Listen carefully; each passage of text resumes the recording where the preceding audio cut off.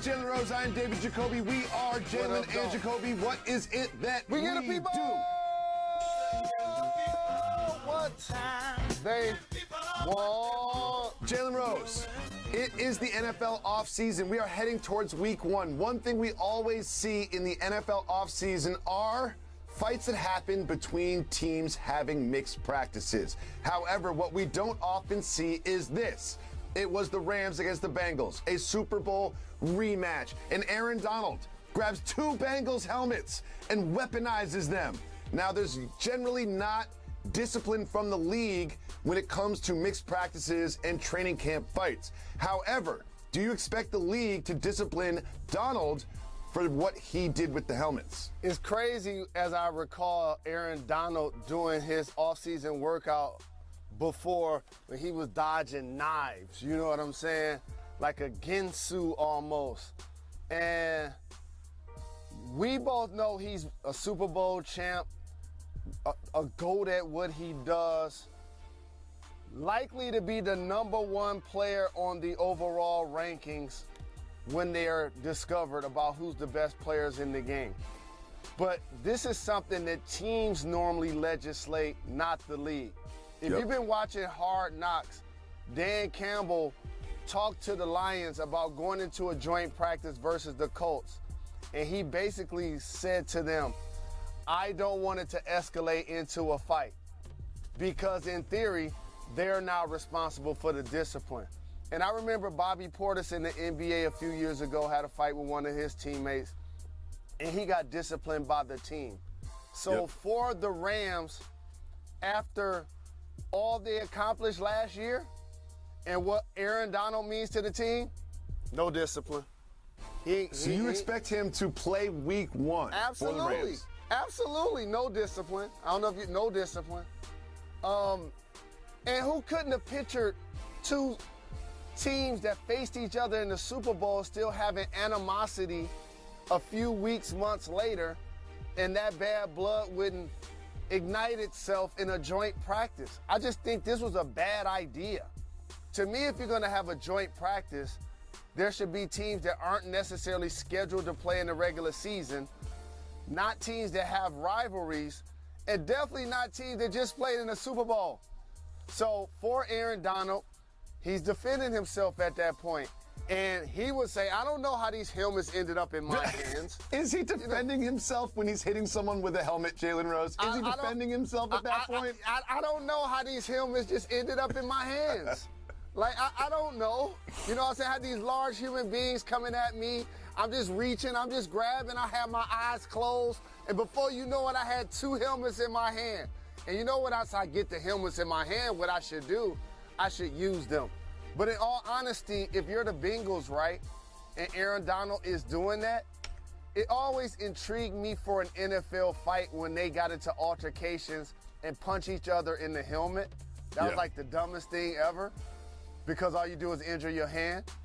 But if he takes your helmet and he now hits you with it, that can do some real damage. Exactly. And so one thing we haven't heard, we've all seen the footage of him swinging the helmet, but what we haven't heard is that there was a resulting injury, which I think will influence discipline from the league or not. We will see what happens, but as you mentioned, I do expect him to play week one. Now, will Russell Westbrook play for the Lakers game one of the NBA season? We all know that the Lakers acquired Pat Beverly. Interesting. Westbrook and Beverly do have a history. However, LeBron James took to Twitter to defend his teammate Westbrook after someone tweeted about how the Westbrook slander has kind of gotten out of control. LeBron responded, can't wait for him to go off this season. Jalen, does this tell you that Russell Westbrook will be on the Lakers to start the season in the NBA? I guess you consider it a savvy vet social media move by the king, because he didn't put the little period before Cuff's the legend. Oh, okay. Who I follow, and I follow both of them, which means that only registers to people who follow Cuff and or follow both of them simultaneously. It doesn't register to everybody that follows LeBron. You feel me? You got me? Yeah. Okay. And That's the first thing I want to point out. The second thing I want to point out is LeBron at this point don't want that Russell Westbrook blood on his hands. It hit a culmination point when they were at the LA Summer League. The Lakers were playing a game. They both were in the gym, and everybody see that they were not speaking. So therefore, they needed to get on the call to do the kumbaya, to acknowledge that we're all getting paid an astronomical amount of money to play for one of the most storied franchises in the league and in sports. We need everybody to comport themselves as such. So for LeBron, it's like the season just started. When Russ get traded, he gonna be mad at all of us anyway. So I might as well now start trying to plant the seeds of I ain't had nothing to do with it. So when Russ comes back and he has a quadruple double next year and he's playing in another uniform and Russ is like, yeah, take that, Lakers. LeBron could be like, I told y'all he was gonna ball this year. Vet move by the king. So, Jalen, I do believe that Russell Westbrook will start the season with the Lakers. However, he is an expiring contract, which can be attractive to other teams around the trade deadline. There's discussions about the Pacers potentially putting together some sort of Heald and Turner package to try to bring him in. There's the Kyrie rumors. Do you expect him to finish the season on the Lakers? I don't expect him to finish the season. And the one thing about playing in a salary cap-driven sport is at some point, that piece of the pie has to be one of your most productive pieces. And if you're going to pay him that kind of salary along the lines of AD and LeBron, then you need him to perform like an all-NBA, all-star level player. And being so very ball dominant along with LeBron James, it just seemed like those two dynamics didn't work last year when they were healthy as much as you would hope they would. But also, it just seems like this relationship is over. It just seems like this relationship, for the most part, would be best if both parties were in there going in different directions. They brought in a new coach in Darvin Ham. You hope to have AD healthy. You're trying to turn the page on last year. One way to do that is trading Russ. But I agree with you. I don't believe it happens before the start of the season. Well, something that I need to see happen before the start of the season is Lamar Jackson getting a new deal. However, the clock is still ticking. He said himself that he's no longer going to negotiate if he is playing regular season games in a Ravens uniform. Jalen, he's going to sit out his final preseason game. Do they get a deal done?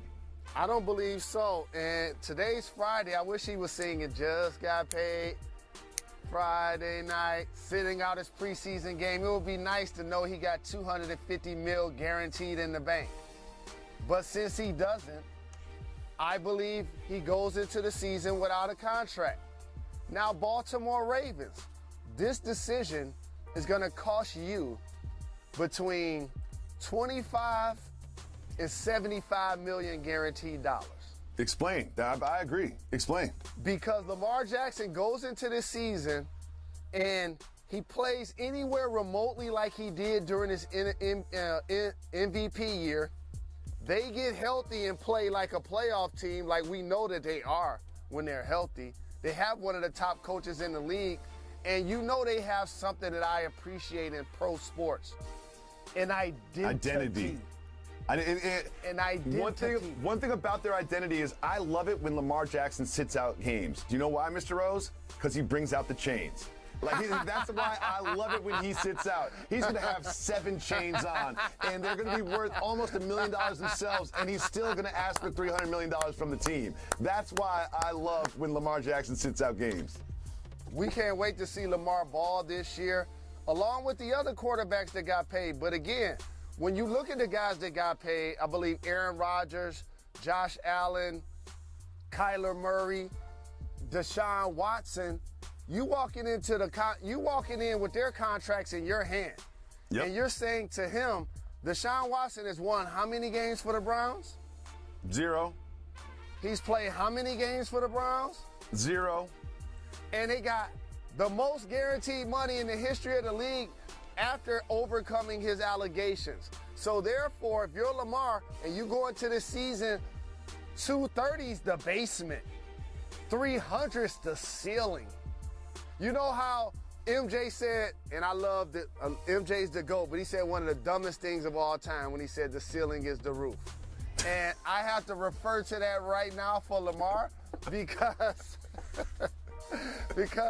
The basement here is 230. The maximum is 300.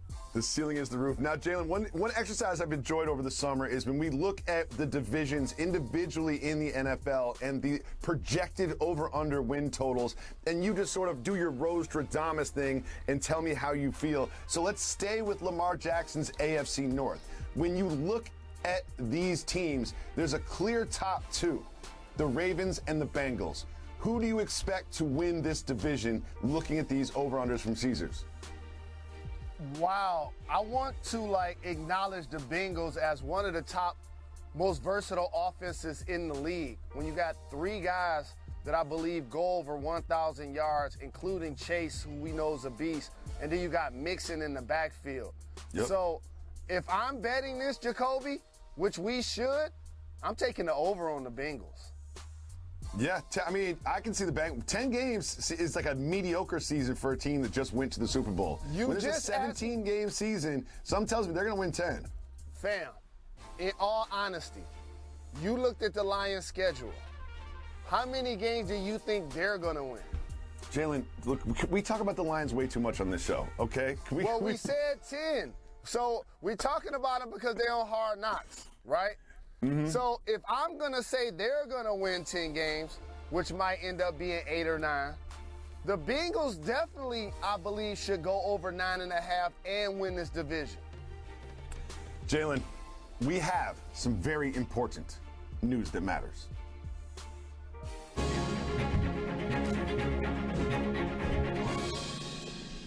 Jalen, over the course of the last 10 years we've been doing this program, your hair game has evolved time and time again. And Drake also has evolved his hair game. I want you to tell us what you see in this picture from Drake with his new hair while he's at a roulette table.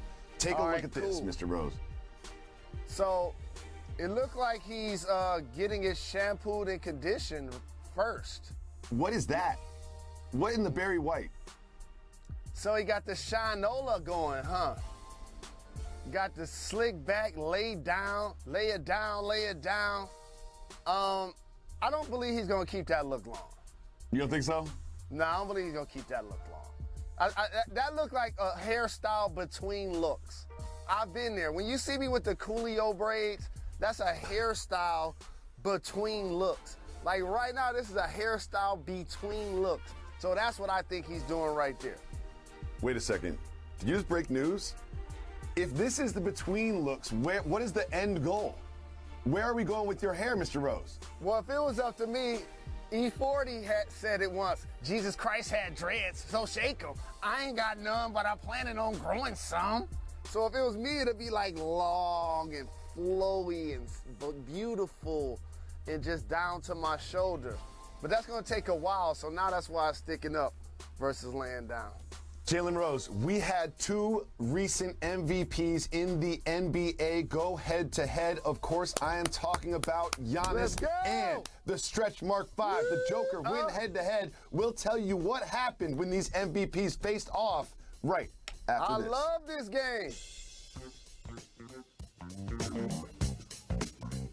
Coming to you live from the Seaport, New York City, and brought to you by Chase. Welcome back to Jalen and Jacoby. Jalen Rose, we had two former MVPs of the NBA go head-to-head in a FIBA Cup qualifier. It was Serbia against Greece, Jokic against Giannis, and it was Jokic who came away with the win. However, Giannis put in 40-8 in the effort.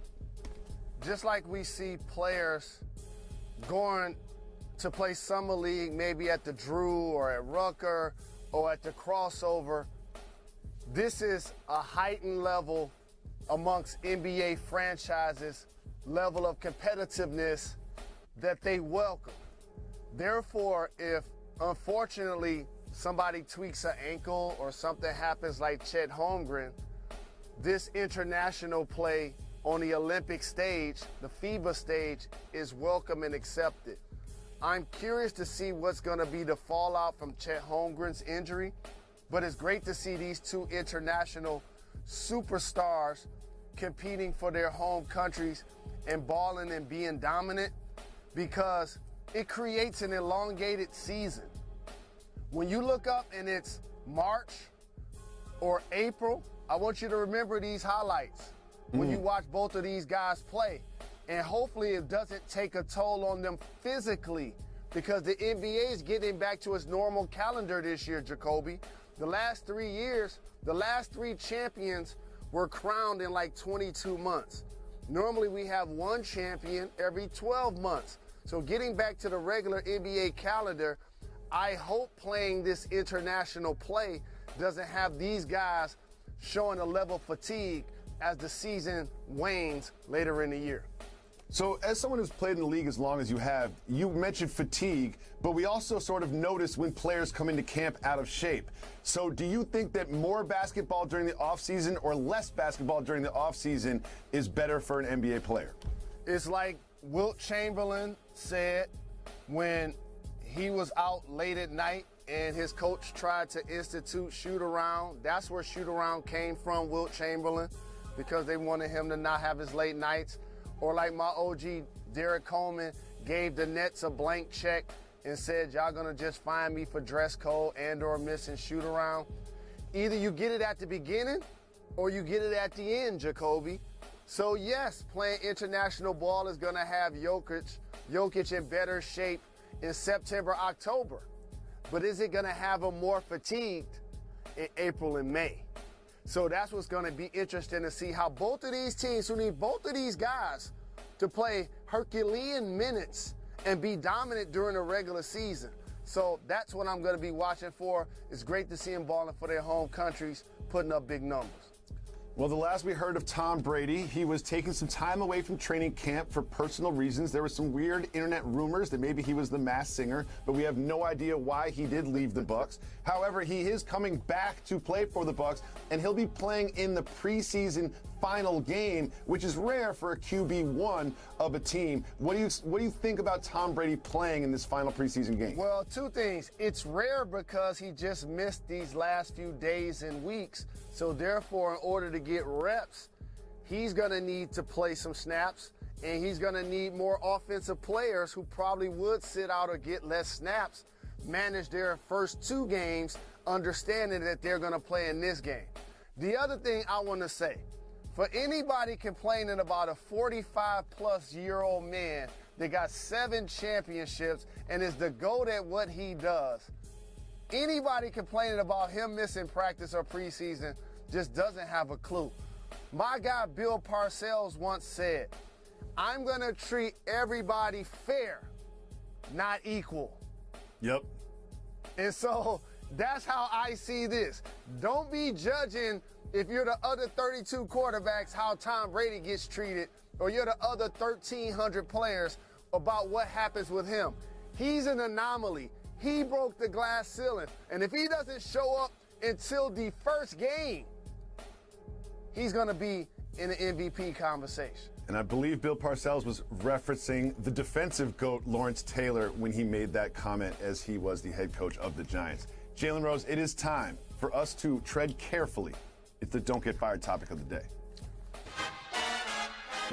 And now, the Don't Get Fired topic of the day. So the South Carolina Gamecocks have a live mascot, kind of like UGA in Georgia, which you're familiar with. However, this is Big Sir Spur. Big Sir Spur, the rooster, has changed hands, and now they want to rename the mascot, and one of the names that is getting traction is Cock Commander. Jalen Rose, I can't do it. The Don't Get Fired topic of the day. What do you think about the name Cock Commander? I know we're taking the show to go represent our sister Dawn Staley to South Carolina. And if this is the name, our show's going to be really funny. As a matter of fact, let me drill down a little more. Let me talk more about what I think about this name.